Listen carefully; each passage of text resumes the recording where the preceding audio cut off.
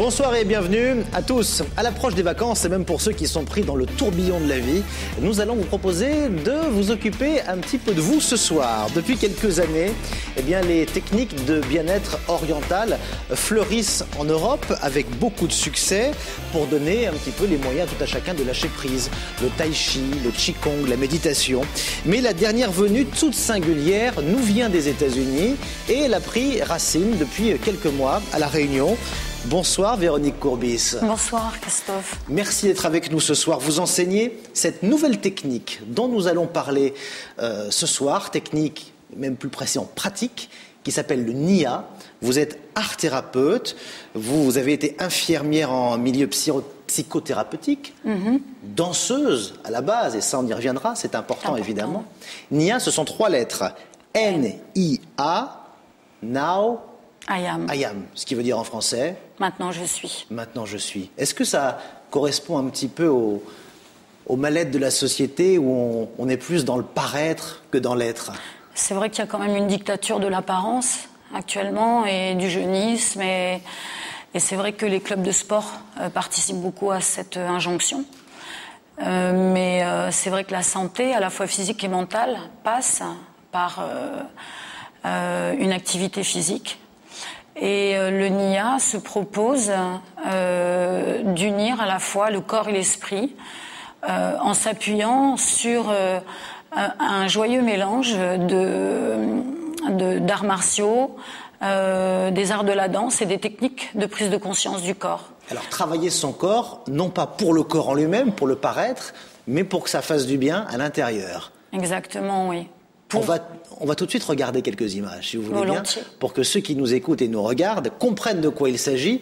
Voici, à l'air libre, en plein air, un bel exemple de ce que peut être une séance de NIA. Regardez.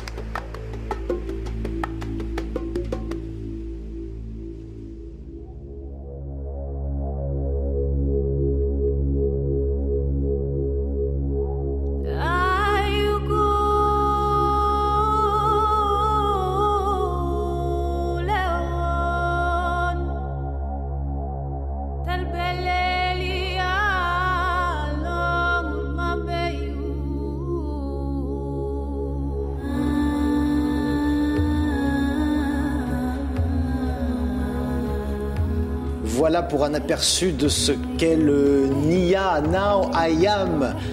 Alors on a tout de suite une impression quand on voit ces images, Véronique Courbis. Première impression que moi j'ai eue lorsque je les ai vues, c'est un sentiment de liberté. Complètement, oui, c'est ce qui caractérise le NIA et c'est ce que me disent les NIA girls, entre guillemets. Ah, les NIA girls, on a appris un nouveau mot ce soir, les NIA girls, les NIA gueuses. On s'est un petit peu appelé comme ça. Qui ressentent cette sensation de liberté, même chez les danseurs qui viennent donc chez moi danser le NIA et qui retrouvent cette sensation de liberté et de lâcher prise, puisque ce sont vraiment les caractéristiques du NIA qui est basé essentiellement sur le plaisir, le partage, la convivialité et la dynamique de groupe. Et ça, c'est un autre sentiment très très présent. On le voit avec vos différents pratiquants. On verra tout à l'heure une séance de cours. C'est qu'il y a du plaisir. On sent qu'on n'est pas dans la souffrance physique, on n'est pas trop dans l'introspection mentale. On est dans le réel plaisir. Et ce plaisir, on le partage. Complètement. C'est ça qui est important. Complètement.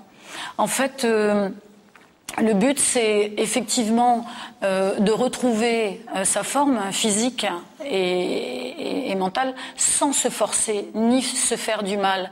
Ce qui fait que chacun va adapter cette pratique en fonction de son âge, de sa corpulence ou même de son vécu sportif. Et donc, il y a plusieurs niveaux d'intensité. Et chacun, en fonction de son humeur, dans la même séance, va passer d'une énergie douce à quelque chose de plus intensif.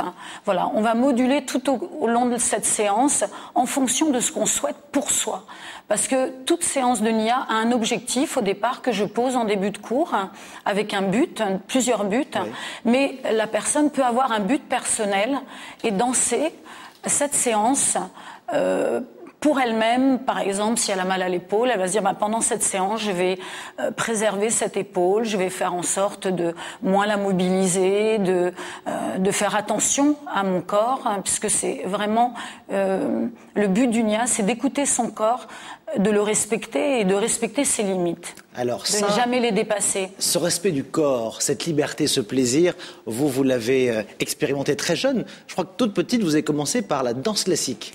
Oui, c'est un petit peu le parcours classique. Voilà, c'est un parcours initial en danse classique. Et puis à l'adolescence, c'est vrai que ça a été cette technique qui est extraordinaire, mais qui est extrêmement perfectionniste, où tout est codifié à l'extrême, les émotions totalement contenues, où le corps est complètement idéalisé. C'est vrai qu'à le passage à l'adolescence, ça a été plus difficile d'être dans cette discipline. Il a fallu libérer les émotions. Voilà. Et vous ne le pouviez pas dans la contrainte qu'on vous imposait, c'est ça en fait. Exactement. C'est-à-dire que j'aimais beaucoup cette rigueur, cette discipline qui m'a donné une tenue de corps, qui ne nous quitte plus après d'ailleurs. Mais j'avais besoin d'autre chose et j'avais besoin de liberté. Et je l'ai trouvé dans le jazz. Et ça a été une vraie révélation parce que je suis née en Afrique, j'ai vécu à Madagascar et je vis à La Réunion depuis l'adolescence. Et c'est vrai que je suis ancrée dans une mosaïque culturelle et le jazz, c'est vraiment un langage universel qui permet de renouer avec ses racines, d'éprouver sa sensualité, et d'être dans le plaisir beaucoup. Et oui, mais ce rapport au corps n'est pas le même. Vous parlez de l'Afrique, de la Réunion, de Madagascar. Oui. Dans cette partie du monde, la rythmique n'est pas la même. Complètement, bien sûr. Et c'est du lâcher prise. C'est un rapport à la pesanteur, à la terre. C'est un rapport à l'autre aussi. Alors ça, ce sont deux facettes finalement de la culture africaine qui vont vous ramener aussi au NIA. Et vous venez de les évoquer, c'est important. On le voit, les pratiquants sont pieds nus. Oui. Le rapport à la terre en Afrique est très très présent. Et le rapport donc à la nature. Oui. Et ça, vous les insistez beaucoup. D'ailleurs, on le voit dans le cadre de ce studio qui s'appelle Danse Encore, là où vous donnez vos cours. Oui. Il y a un rapport à la nature très très présent. Hein. Oui, parce que la nature pénètre dans cette salle par le biais des baies vitrées et des jeux de miroirs. Donc, effectivement, la nature est omniprésente et c'est très important dans ces techniques de bien-être à médiation corporelle où on ne cherche pas que la dimension de renforcement musculaire, du tonus, etc., mais aussi un apaisement mental et un retour à soi. Parce que la danse, c'est surtout ça, c'est ce retour à soi, c'est ce partage avec l'autre, c'est... Alors ça, c'est intéressant parce que le retour à soi passe, et ça, c'est le deuxième élément, finalement, de cette culture africaine qu'on n'a pas trop en Europe, où chacun vit chez soi. En Afrique, on partage. C'est une dynamique festive. À Madagascar, on le voit, il y a quelque chose que vous avez expérimenté dans votre enfance qui a dû vous marquer inconsciemment. J'ai davantage été bercée par le rythme des percussions que par les comptines enfantines. Et on le voit dans vos séances, même si chacun travaille pour soi, pour son épaule, pour son mental, on le fait dans le regard de l'autre. Complètement. C'est ça, on partage beaucoup cette danse. Oui, c'est vraiment un partage, c'est vraiment une rencontre.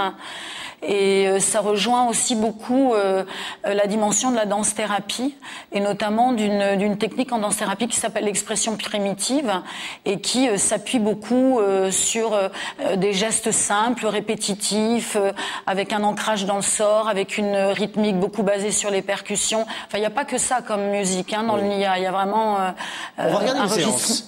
Un petit cours. On rentre dans le studio, ça s'appelle Danse Encore, et c'est une séance de NIA avec Véronique Courbis. Regardez. Connected.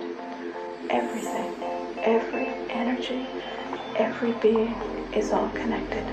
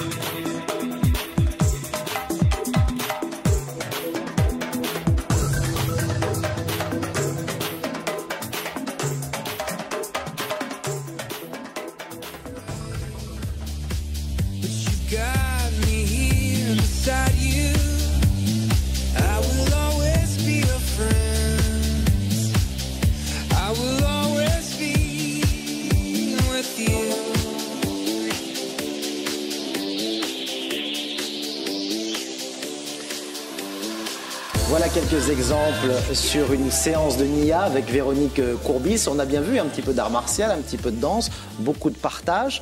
Vous avez évoqué tout à l'heure la danse-thérapie, l'art-thérapie, puisque vous êtes art-thérapeute et vous l'avez expérimenté dans le domaine de la psychothérapie où vous avez rencontré beaucoup de gens en souffrance. La souffrance morale. C'est un peu le mal du siècle, la souffrance morale, j'ai l'impression. Hein. C'est vrai que c'est ce qui caractérise notre époque. En France, on est les premiers consommateurs d'anxiolytiques et d'antidépresseurs, donc c'est pas un hasard. Et qu'est-ce que peut apporter une technique de danse, une technique comme le Nia, à, si ce n'est une grande souffrance, mais au moins des petits mal-être? C'est ce que vous disiez, peut-être s'écouter, apprendre à revenir à soi? Oui, et puis surtout, c'est quand même une dimension anxiolytique là-dedans, c'est-à-dire qu'on lutte contre le stress par le mouvement dansé. C'est pas qu'on lutte, c'est que c'est une activité qui nous permet de nous libérer de toutes les tensions, de nous libérer de notre agressivité d'une manière sublimée, d'une manière symbolique, parce que on joue. Il y a un côté très ludique. Hein, je parle du Nia aussi bien dans la danse-thérapie, mais la danse-thérapie c'est tellement immense, tellement vaste les exercices. Mais dans le Nia, il y a une dimension ludique qui est énorme. On joue énormément. On régresse un petit peu à l'état d'enfant, c'est-à-dire qu'on joue à être un tigre, à une vampe séductrice, un guerrier maori. Voilà, donc on est vraiment dans une dimension ludique et ça participe beaucoup à se sentir mieux puisque on oublie dans le jeu son quotidien, ses soucis, voilà, et on est là, on est vraiment présent ici maintenant, now I am, par le biais de cette technique. Et on apprend à s'écouter. Vous faites également référence à deux méthodes, Feldenkrais et Alexander. Je me suis intéressé un petit peu en préparant cette émission. J'ai vu qu'il y en a un qui avait mal au genou et qui a appris à bouger, à comprendre comment il bougeait. L'autre était comédien, il avait une extraction de voix. Il a appris à se regarder et la voix est revenue. Finalement, c'est revenir à sa propre écoute. Oui, c'est s'écouter pour optimiser le geste de la manière la plus douce, la plus efficace, en respectant toujours son corps, un alignement, voilà, la position qu'on peut avoir dans l'espace.